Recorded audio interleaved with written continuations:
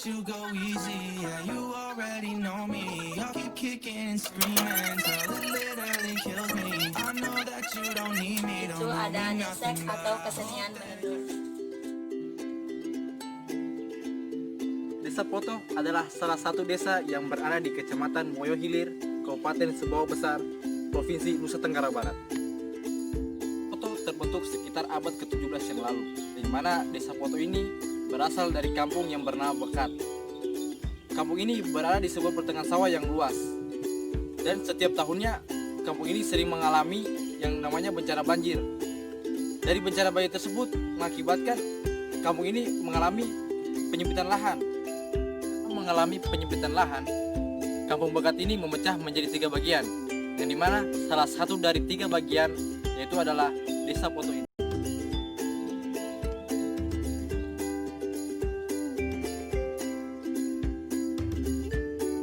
Nama desa ini sebenarnya adalah Boto, yang mana Boto berarti perempuan-perempuan yang menenun. Karena ciri khas dari desa ini adalah dengan hasil tenunnya, maka cara penyebutan orang-orang kepada desa ini berubah, yang mana dari kata Boto berubah menjadi Poto.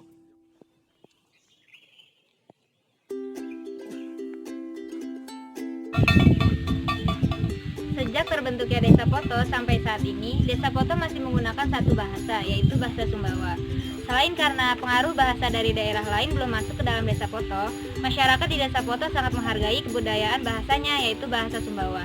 Sehingga para pendatang yang berkunjung ke Desa Poto sangat menghargai kebudayaan bahasa daerahnya, yang mencerminkan peribahasa di mana bumi dipijak, disitulah langit dijunjung.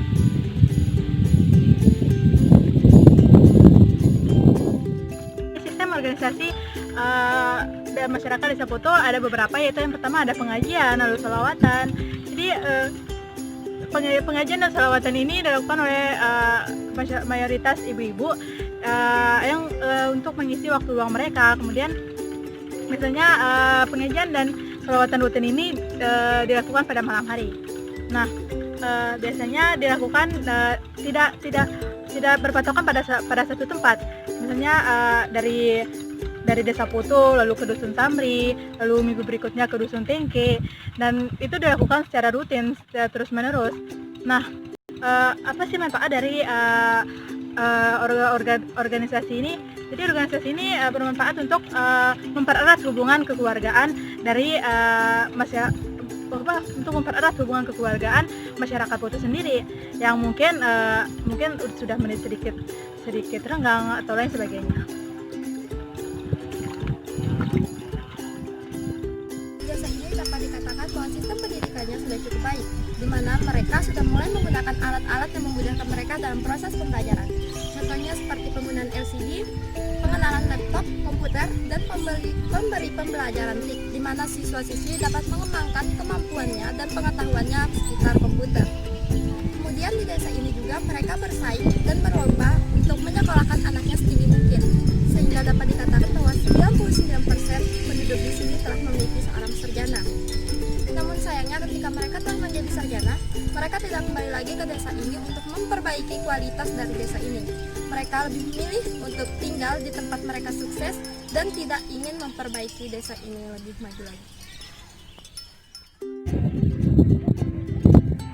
Awal mula terbentuknya Desa Poto ini, masyarakat di sini masih menggunakan cara-cara tradisional untuk membajak sawah, seperti tenaga manusia dan tenaga kerbau.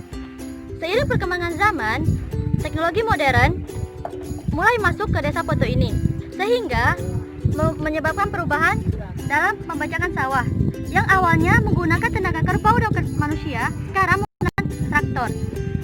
Dan alat-alat teknologi modern lainnya juga ikut masuk seperti TV, HP, dan laptop.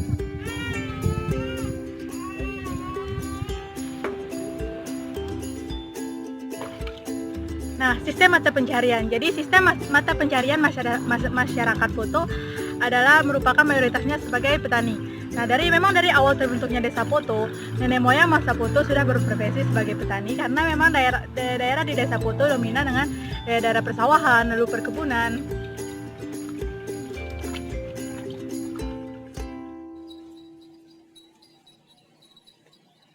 Dari awal terbentuknya Desa Poto, warga Desa Poto sudah menganut agama Islam. Dibuktikan dengan warga desa yang sering mengikuti acara-acara besar Islam seperti memperingati Maulid Nabi, Hari Raya Idul Fitri, dan lainnya.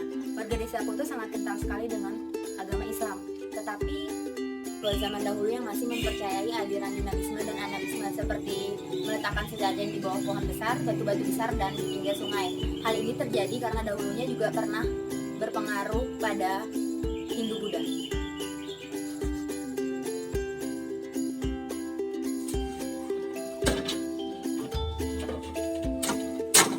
Kesenian tradisional yang ada di Dusun Semeri, Desa Poto ini ada berbagai macam, yaitu tari tradisional, ratip, sakeco, dan kesenian yang paling populer itu ada nesek atau kesenian menenun. Kesenian nesek atau menenun ini khusus dilakukan oleh wanita yang dimana dari berumur 12 tahun sampai dewasa.